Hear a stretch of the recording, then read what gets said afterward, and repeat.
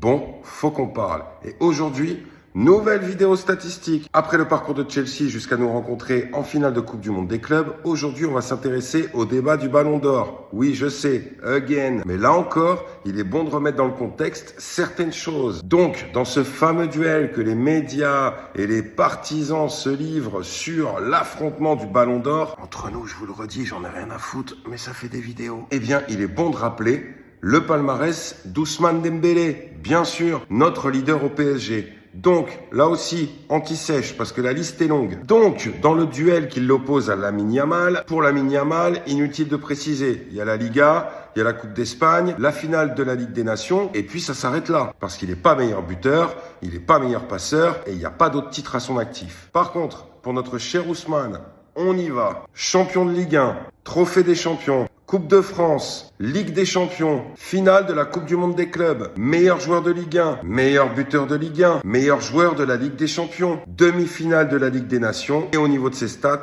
35 buts, 16 passes.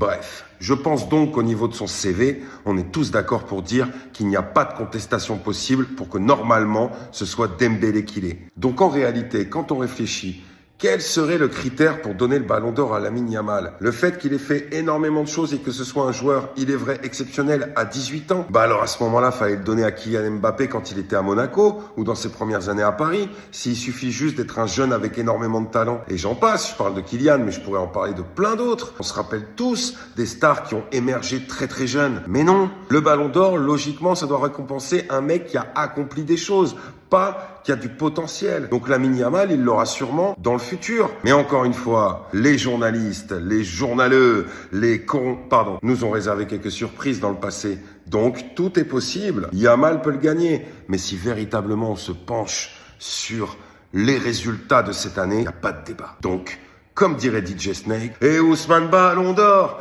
et Ousmane Ballon d'Or. Sur ce, bonne journée à vous.